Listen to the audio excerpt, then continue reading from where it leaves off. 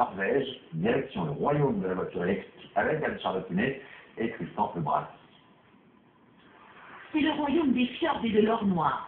La Norvège, 5 millions d'habitants, l'un des plus grands producteurs de pétrole de la planète, devenu en quelques années un paradis pour voitures électriques.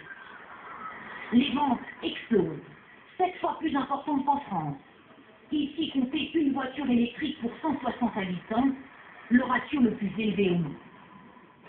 En ville, c'est très pratique à conduire. À Oslo, l'électrique, ça revient beaucoup moins cher que l'essence. Pourquoi un tel succès? Comment la Norvège a-t-elle réussi ce tour de force? Première raison, acheter une voiture électrique ici coûte moins cher qu'acheter une voiture à essence.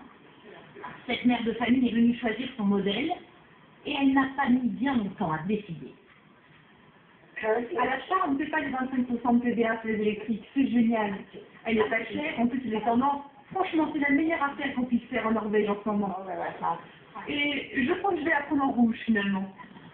Pour cette Peugeot 100% électrique, elle va débourser 17 500 €. Avec les taxes, l'équivalent essence lui en aurait coûté plus de 25 000. Mais le gouvernement norvégien est même allé plus loin. En Norvège, conduire une voiture électrique, c'est de vous un privilégié. Par exemple, pour rentrer dans les grandes villes, pas besoin de vous acquitter des 4 € de péage de bain. Pour les voitures électriques, c'est gratuit.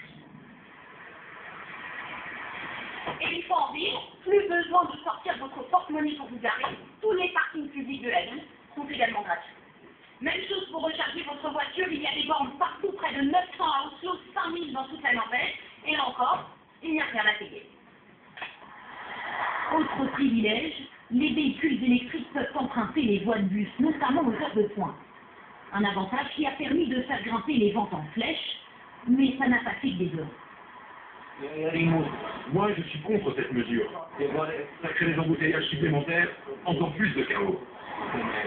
Pour moi, ça va encore, mais c'est surtout pour mes clients, ils perdent un temps fou.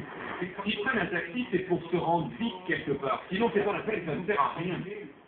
Des professionnels qui râlent, un manque à gagner fiscal de 500 millions d'euros pour l'État, sans compter la mise à disposition gratuite de l'électricité. Tout cela coûte cher, mais pour la mairie d'Oslo, pas question d'abandonner ces incitations. Bien sûr, ça a un coût pour la ville, pour le pays, mais économiquement, on s'y retrouve. Moins de pollution, ça veut dire moins de problèmes de santé liés à la pollution, notamment les jours d'hiver. La mairie d'Oslo s'est même dotée d'une flotte 100% électrique, histoire de montrer l'exemple. Désormais en Norvège, une voiture en circulation sur 5 fonctionne à l'électricité. On va maintenant